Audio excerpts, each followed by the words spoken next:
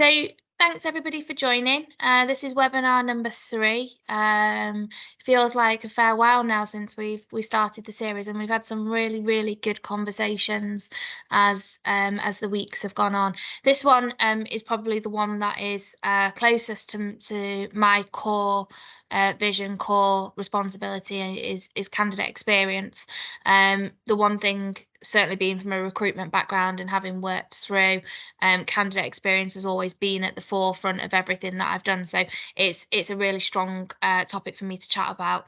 My name is Kerry Redman. I'm the head of growth for Giant, and I'm joined today by the one and only Matt Armstrong, CEO of Giant Screening. So what we'll do as we go through, we'll share some thoughts on candidate experience and who's got a part to play in providing a strong candidate experience, because often there's multiple strands to that, and I think it's important that we navigate our way through those, and how can we best support the candidate depending on the function that you sit in. And then we'll move to a Q&A with Matt on some of his thoughts and views around driving teams and their ability to deliver a strong candidate experience. So let's get started. So the plan for today, we've already done some welcomes and introductions, and we're going to move on now to chat about best practice and candidate experience best practice. We'll take questions at the end, but please feel free to pop any questions that you might have in the Q&A box or the chat box. Betty, our marketing lead, will pick up on those as we go through and make sure that we get them at the appropriate time. So let's make this as interactive as possible. Happy to hear any questions or thoughts around how candidate experience works for you in your environment, or where you may have some struggles, and hopefully try and answer some of those questions for you. So what makes a positive candidate experience, and playing your part in that onboarding cycle? What are those key indicators, and how do they work? And then we'll move on to the talk and the Q&A session. So for us, influencing positive candidate experience, it's not about just from the point where the candidate enters the pre-employment screening piece. It starts much further back than that. It starts when the candidate views the advert for the vacancy. And whilst I don't want to make this a recruitment chat, because it isn't, it's very much focused on the onboarding element, the language that's used in advertisements, the language that's used when a recruiter or a talent acquisition coordinator, manager, lead talks to a candidate about the vacancy, can influence the experience of that candidate right at the very beginning. And by that, what I mean is, if a candidate is going to be subject to checks at the beginning, tell them about it. Make sure that they're aware about it. You don't want to lose the best candidate. We're in a market where candidate is king. You all will know that. You don't want to lose them at the point that they enter pre-employment screening, because they don't know that they are required to undergo specific checks on their financial background, for example, if they work in the financial services space, or they're required to undergo SC clearance if they work in the defence space. Having that open and honest conversation, dialogue with that candidate, both from the point that they apply for the job, when it then goes over to you as either their talent coordinator or their recruitment coordinator, or whatever that might be, making sure that that dialogue is continually open. Communication is key. The candidate knows where they're up to at any stage in the process. So it then goes over into the pre-employment space. So we talk about ongoing checks, the checks that the candidates need to go through right the way through their journey. So in some cases, they have their checks, and it's very much then a case of they go into the business and they aren't then rechecked at any point, because you only have single entry clearance requirements. Some organisations have ongoing checks. So when the candidate's gone through the journey, they've had the positive experience from a point that they have worked, they've had that discussion at the start of the process around positive job advertisements. They understand what the requirements are of them. They've then gone into pre-employment screening. That screening, they've known, they've expected, they know what the requirement is on them, because it's been spoken to them throughout. The ongoing check piece then is just as key. It's about influencing them to be able to provide you with the right information at the right time, in order to undergo the right checks. So it's two-strand. That communication, though, is the continual key here. It's about making sure that that candidate is fully informed right the way through the process. How do you influence then moving on? And this, again, point 4 can be relevant to in-employment screening or pre-employment screening. How do you influence then a positive candidate experience around escalations and queries that the candidate may have? Now, if we take it as a pre-employment perspective, we talk about communication back to the candidate, asking the right questions in the right way, in an appropriate manner.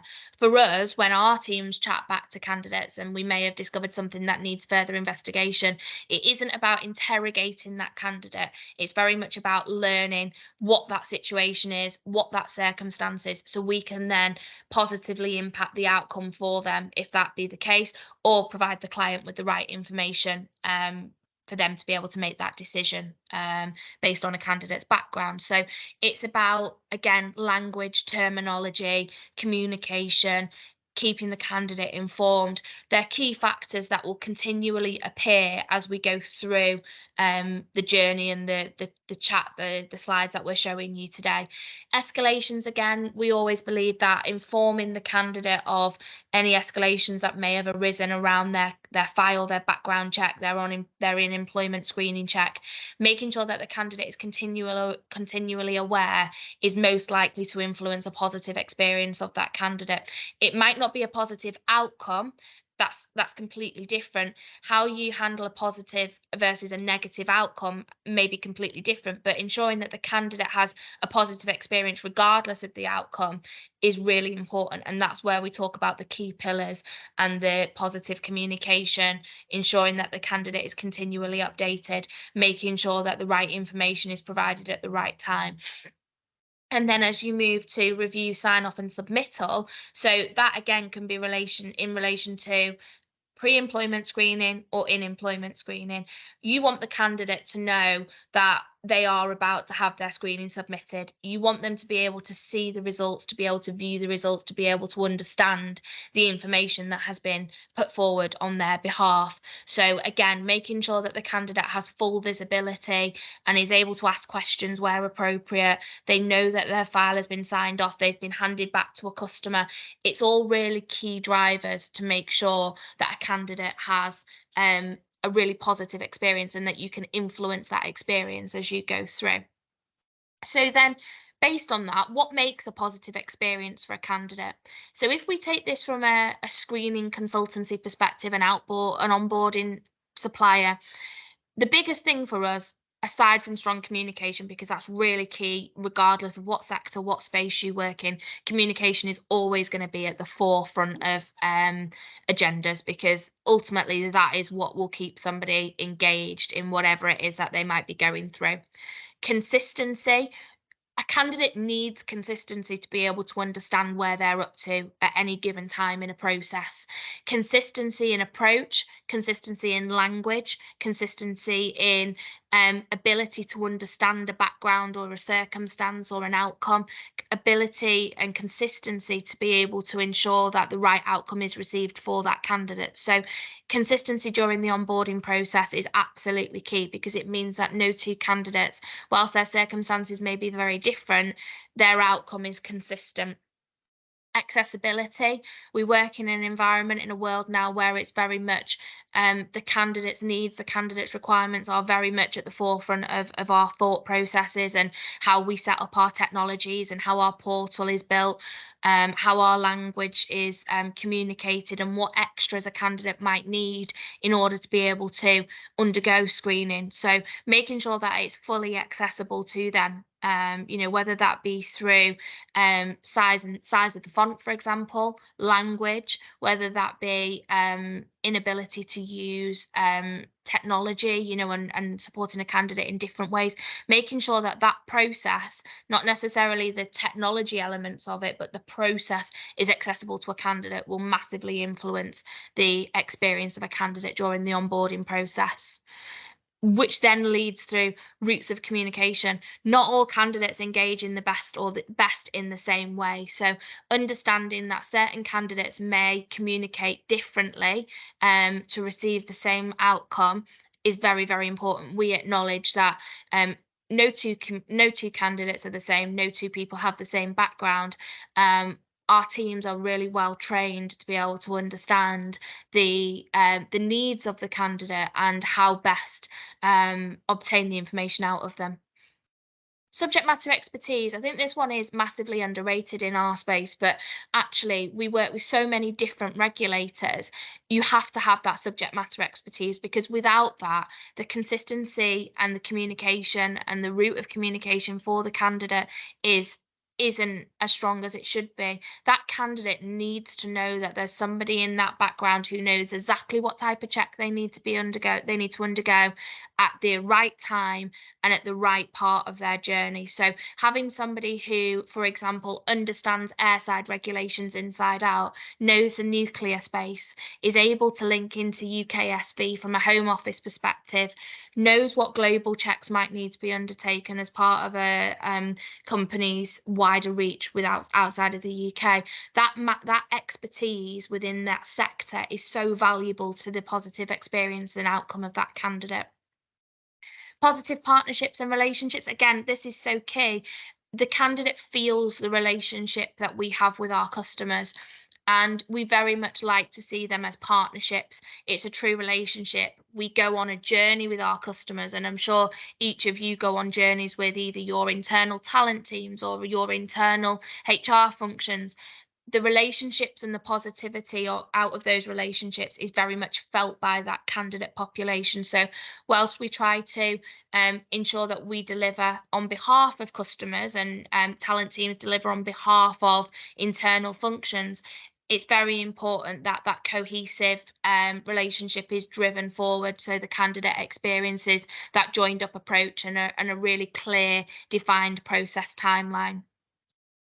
Reassurance. I think sometimes candidates just need to know everything's okay, everything's going to be okay, they've submitted the right information at the right time, they've received all they need to receive at that point. We're not going to contact a reference ahead of them giving us the permission to.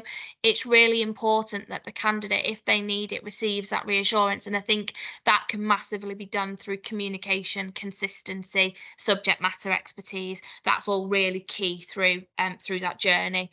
And then arguably most importantly, technology that allows a candidate to conduct all of their checks in one single place. For us, this is a really key, important part of creating a positive candidate experience, because it means that the candidate hasn't got 8 or 9 different places that they need to travel to if they need 8 or 9 different checks. Keeping that journey very singular and confined to one technology platform will really enhance and create that positive experience for that candidate. So how can you play your part then in providing a positive candidate experience? So I've seen from those that have signed up today to the webinar that they are very much split between the key pillars that I've put there. So outsourced providers, so that might be the likes of Giant, so a pre-employment screening provider who many of your functions will work in partnership with.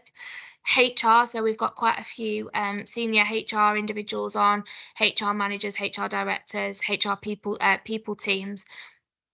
How does your relationship play that positive experience within the candidate environment?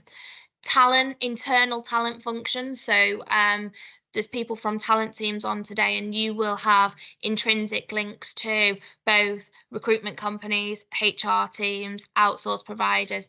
It all interlinks to come together to create that positive candidate experience. And sometimes that starts with the recruitment company that isn't part of your own internal organisation. And again, that links back to the partnership piece and the relationship you have with that the recruitment company that you use.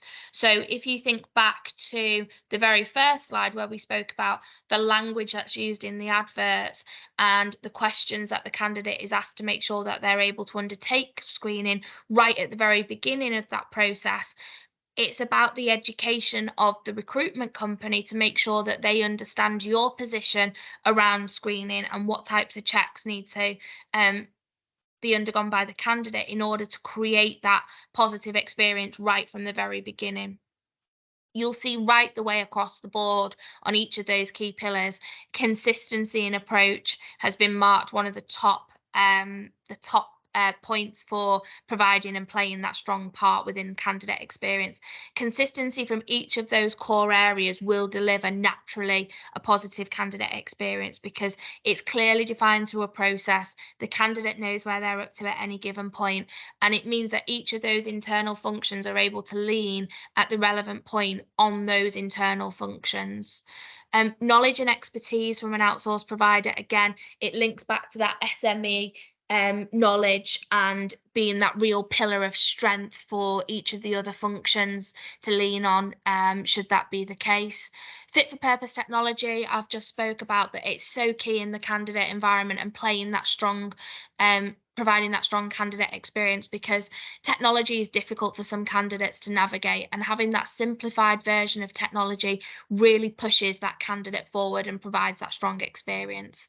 And again, ability to engage at all levels, that ability to navigate positive and negative results with a candidate while still giving them that positive experience is so key. And we always say to our teams, you never know where you will come across that candidate again. You never know where they may become your next client, for example. So that language and how you leave it with a candidate is so vital for us. From a HR perspective, that relationship with supply chain partners. So how intrinsically linked is your outsourced provider into your people team and into your talent team and maybe into your recruitment companies? That partnership, again, as I've said, is really strong in playing that candidate experience measurement. Looking at internal talent, then, this is probably an area where it's quite difficult because they sit often between people teams and also then an outsourced provider. So it's making sure that the communication and consistency is really strong throughout, but clear timescales, requirement plans, job briefings that can contain details around pre-employment screening, all of that information plays a really strong part in ensuring that the candidate has a really positive outcome. And again, recruitment company, we spoke about language using job descriptions, informing the candidate of any checks that they might need to go through, relationships with internal compliance functions, making sure that the recruiters have a really strong knowledge of what those checks are, should the candidate have any questions. So the positive experience cycle starts here. And those key indicators that we viewed on the previous slide, we can see how they travel through from recruitment, through into HR and people, through into the screening provider, and then through on into onboarding and induction. So transparent advertising, initial diligence, so that is key during that recruitment arm. So that then feeds into a positive relationship and a positive journey for that candidate into the HR people space. So quick action, so we always talk about making sure that the candidate is most engaged at the beginning of the process, which typically they are. So we're making sure that the candidate gets really quick actions when they get told by their HR team, these are the checks that we are now going to put you through, that us as a screening supplier should then be actioning that very quickly. Often we target our teams within a 2-hour window, because that means then the candidate's most engaged, most likely to put their information forward, and is able then to transition through that cycle seamlessly with that really positive outcome for them at the end. Define packages. A candidate doesn't want to know what everybody else is going through. They want to know what is key to them and what do they need to do in order to get through that recruitment cycle. So defined packages, really clear workflows. What checks does that candidate need to go through for that level of vacancy? And often with our clients, we will go through and define, this is your level of vacancy and this is the type of check that we need to go through, based against either the regulator or this is our advice based on best industry practice.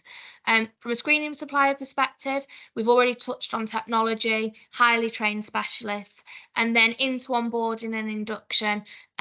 the ability to interpret results. I think this is really important. So again, this links back to the relationship with the screening supplier and into HR and people again, but being able to understand results as they feed through to you is absolutely critical, because that then means that the candidate is able to understand their outcome in a really positive way really quickly. But all of that comes together, and you can quite clearly see there that consistency is key as we go through. So at this point, I'm going to invite Matt to stop me talking, which often he does. So we invite Matt, and Matt's the CEO of Giant Screening, and for the last or for over 5 years now, Matt has been working with his teams to drive positive experience for a candidate right the way through the cycle. So Matt, I've got some questions for you, if that's okay. Hopefully you've got some fabulous answers for them. So question number 1, Matt, as CEO, how do you encourage your teams to deliver a positive candidate experience consistently? So I guess on that, it certainly starts with the culture of the business. So first and foremost, it needs to be, you know, the cultural norm across our business that we prioritise candidate experience always. We have a program called Customer First. The Customer First isn't just about our customers; it extends down to our candidates as well. That's a passion of mine, and it's important because any kind of cultural change needs to be a top-down approach on there. From that, then investing in the training and development, make sure the staff have got the necessary skills to give those interactions. And I think emphasising to everyone in the business the impact that the candidate experience has, not only on our company, but also on our clients' reputation and their success as well. It's that true partnership piece, isn't it, between us and the customer? Absolutely, yeah. And it's important to have some really good feedback loops as well. So being able to gather regular insights on the candidate experience, whether it be candidate survey, feeding back from the staff, etc., things like that. We think we do it really well, but we need our candidates that are going through the process to tell us how they really want it done. So we do that very often and look at areas. There's always areas for improvement. Technology helps us. So it's looking at what's the best way of communicating with the candidate without compromising the human touch. In our industry, I guess the use of the telephone has diminished over the years, and we're more now communicating through things like live chat, WhatsApp, but also putting the information directly in the candidate's hands. So the candidate being able to log into their own portal, seeing what's going on with their checks, seeing all the support that's in there with there as well. Another couple of points, I guess, you know, have a culture of continual improvement on that. And the final one, and really important, is how you structure the business and whether the business is really structured with that candidate experience in mind. So I see a lot of organisations out there where the candidate assistance, the candidate interaction is just popped into their operations department. And it really doesn't work too well, because the operations department are there to operate, process and deliver.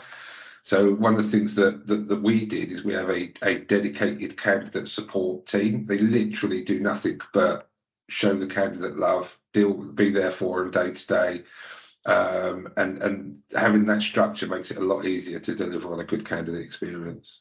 And we always say, don't we, that certainly from a feedback perspective, you engage with your clients, your candidates, right the way through that partnership, whether that be through monthly meetings, quarterly reviews, whatever that might be.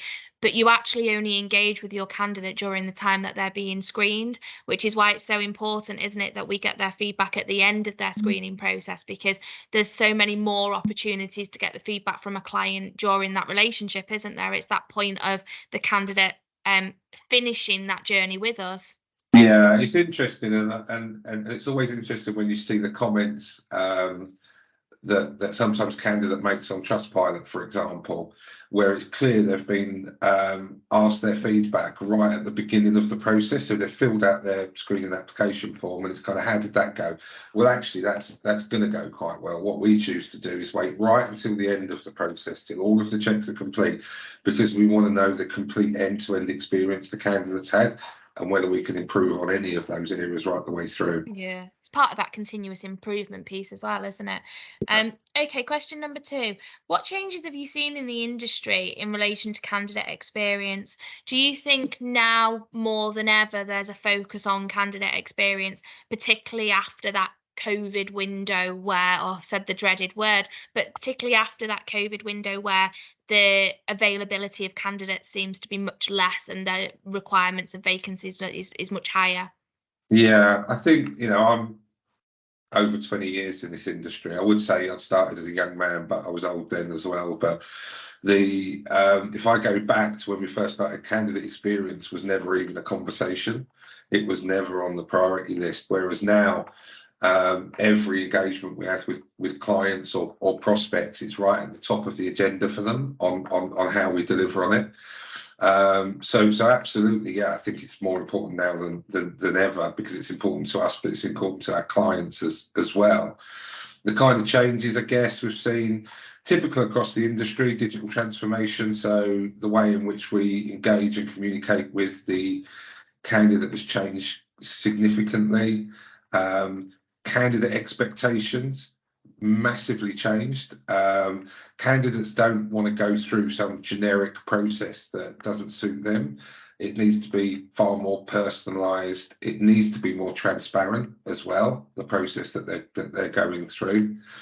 I think there's more of an emphasis now, and we certainly do, on looking at data analytics to understand the candidate journey, how we can improve that. And from our clients' perspective, I think it's understood that it's now a competitive advantage for them. A positive candidate experience will absolutely contribute to attract and recruit the top talent out there. So that's especially where the candidate is king in that environment, especially on those niche vacancies as well, where there may only be 1 or 2 people in the country that can do that type of role. You don't want to lose them at the point of screening, do you? No, absolutely. And there's a lot of investment running up to any kind of roles and bringing that candidate into the business. And if there's a blocker there or a bottleneck in screening, then they're going to go somewhere else. We do a lot of work with high volume recruiters, where the candidate will literally apply for 2 roles at once, twice, and whichever one they finish first, that's the role they'll take. So it's important that we're the one that gives them good experience and finishes first for them as well. And talking about positive candidate experience, in a market that is still very much candidate driven, who do you think has the biggest part to play in providing a positive candidate experience? I think we all do. I think it's a collaboration, cross-functional, let's say that's cross-functional collaboration. So we've all got a significant part to play. And the moment one person drops the ball on that, then that's the experience that the candidate takes away. So you've got, it's important. Recruitment teams are there. It's important that all of the technology is integrated all the way through, so it's not bitty for the candidate as well. And it's really important that, you mentioned it before, that I think we moved away from being a supplier many years ago. We're a partner to our clients now. And if that approach isn't adopted, then absolutely that comes through in the candidate experience, that it's not a partner. Totally agree. Totally agree. And that's one of my, as I said at the very beginning, that partnership piece is one of my biggest drivers to try and deliver to the customers that I work with.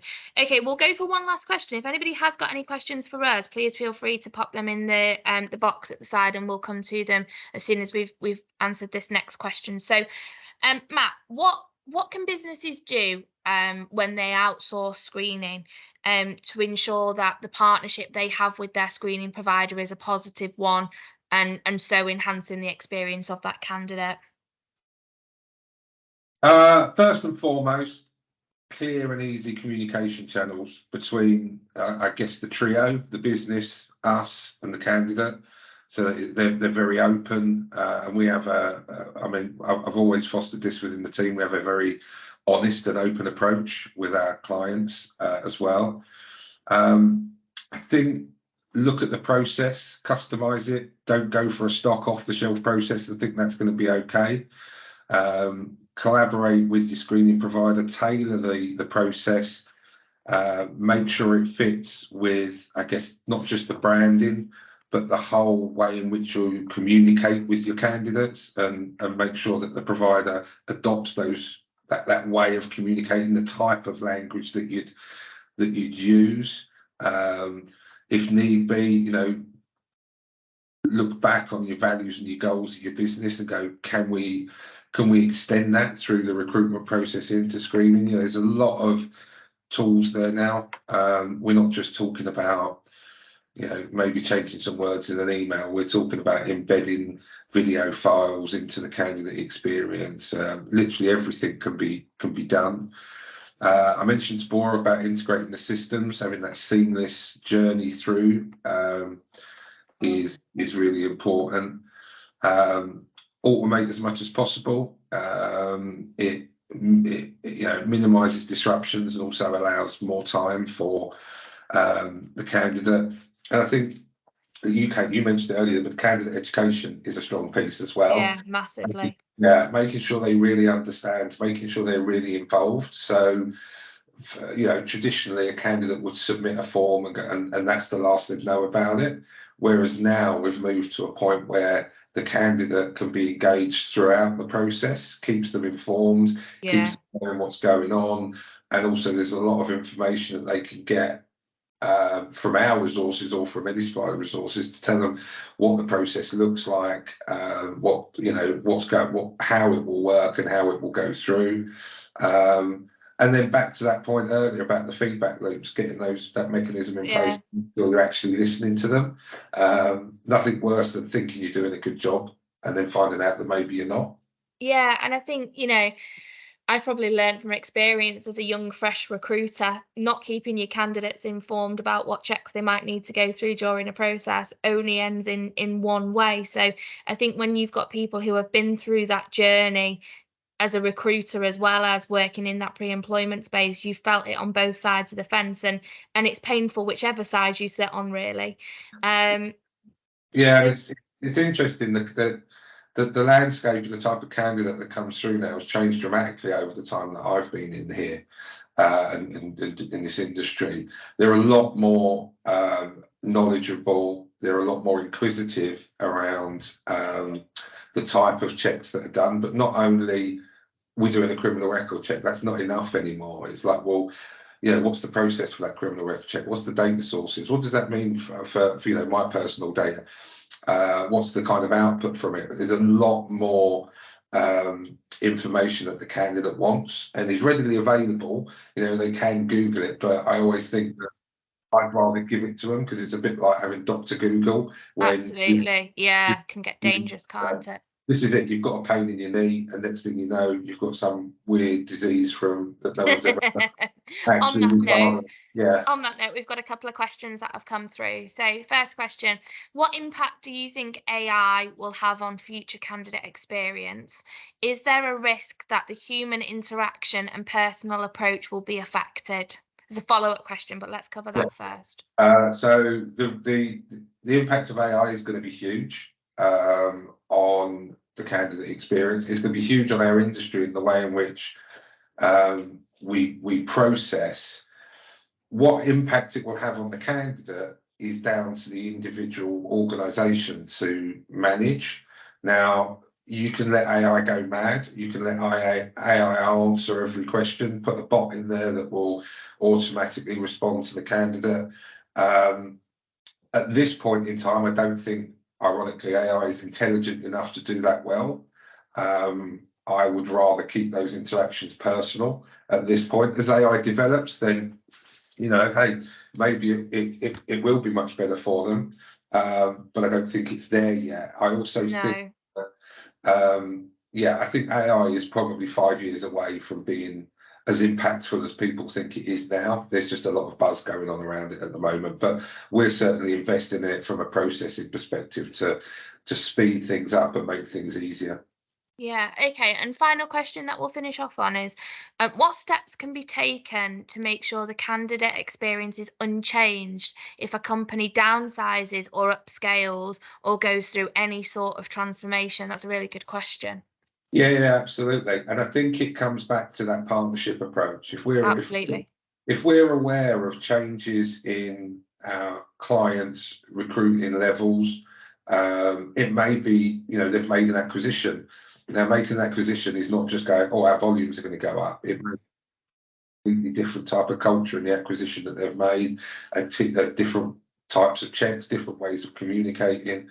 So I think really it's down to that partnership approach on it as well. If we know about it, let's talk about it, and we can make sure that the right mechanisms are in place to deliver on a consistent candidate or a consistently excellent candidate experience.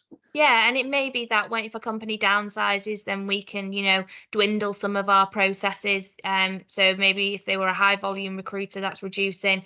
Often you're getting airside where candidate volumes will significantly drop for part of the year. You might not need all of the processes that you had set up for, that high volume. As long as we have that communication from the client and that partnership to be able to understand their peaks and troughs or their changes in dynamic, then of course we can work with them, can't we, to make sure that that candidate experience still remains the same as if they were recruiting 2,000 people versus maybe recruiting 150. It's again goes back to that communication piece, doesn't it? Absolutely, yeah, it's key to everything that we do. It really is. Well, thank you so much for joining us. Thank you to everybody who has joined. Hopefully everybody's found that that's a really informative session. If anybody has got any further questions following the session, please feel free to drop us an email. I'll follow up with each of you after the session.